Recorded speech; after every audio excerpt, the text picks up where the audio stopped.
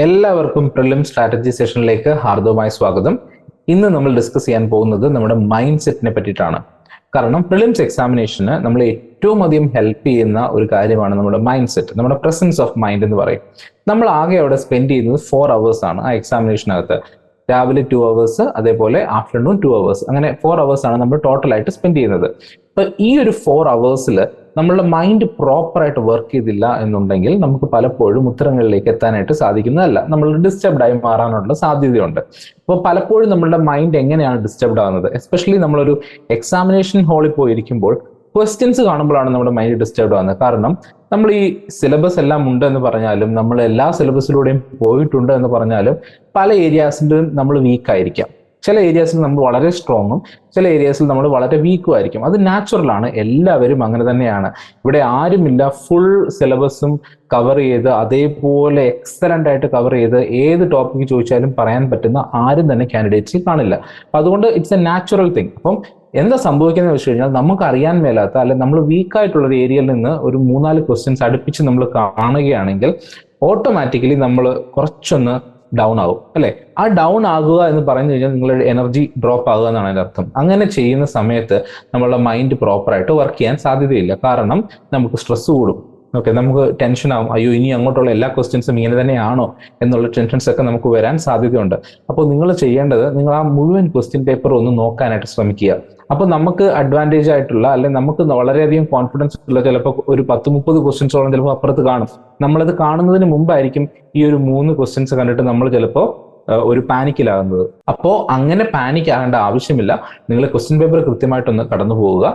അതേപോലെ തന്നെ നമുക്ക് അറിയാൻ മേലാത്തൊരു ക്വസ്റ്റ്യൻ ആണെന്നുണ്ടെങ്കിൽ ഡെഫിനറ്റ് ആയിട്ട് അതിനെ വിട്ടേക്കുക. അത് അറ്റൻഡ് ചെയ്ത് നിങ്ങളുടെ മനസ്സിനെ കൂടുതൽ കലുഷിതമാക്കാതെ അതിനെ അങ്ങ് വിട്ടേക്കുക.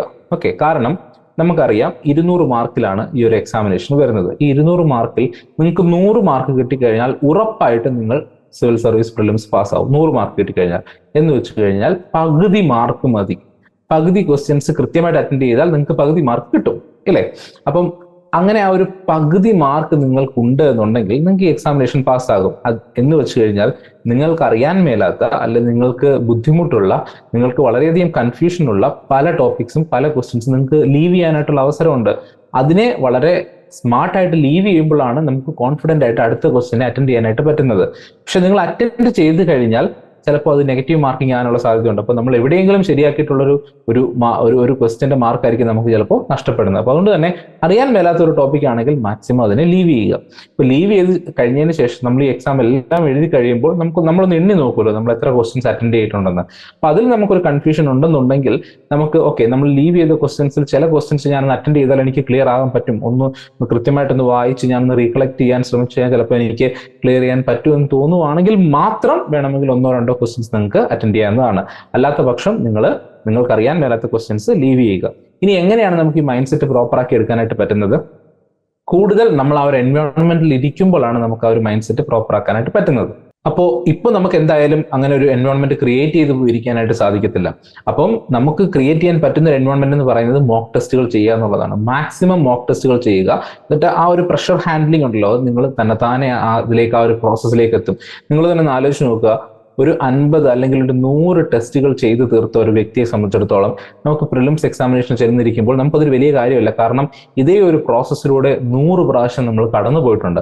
പിന്നെ ഇതെനിക്കൊരു വലിയ പ്രശ്നമല്ല, മനസ്സിലായില്ല? അപ്പം പ്രാക്ടീസ് ആണ് നമ്മളെ കൂടുതൽ ബെറ്റർ ആക്കുന്നത്. പെർഫെക്റ്റ് ആക്കുന്നല്ല ഞാൻ പറയുന്നത്, ബെറ്റർ ആക്കും. ഓക്കെ, ബെറ്റർ ആക്കുമ്പോൾ നിങ്ങൾക്ക് ആ ഒരു പ്രഷർ ഹാൻഡിൽ ചെയ്യാൻ ഈസി ആയിരിക്കും.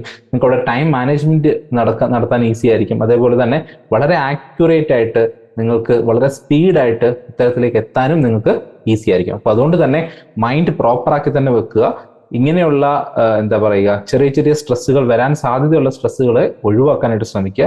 എന്നിട്ട് കൂടുതലായിട്ട് നിങ്ങൾ എവിടെയാണോ ഫോക്കസ്ഡ് ആയിട്ടുള്ളത്, നിങ്ങൾക്ക് എവിടെയാണോ കൂടുതൽ അഡ്വാൻറ്റേജസ് ഉള്ളത്, നിങ്ങൾക്ക് എവിടെയാണോ പ്രോപ്പറായിട്ട് അറിയാവുന്ന കോൺസെപ്റ്റുകൾ ഉള്ളത്, അതിലേക്ക് ഫോക്കസ് ചെയ്യുക. അത് കൃത്യമായിട്ട് തന്നെ ചെയ്തെടുക്കാനായിട്ട് ശ്രമിക്കുക.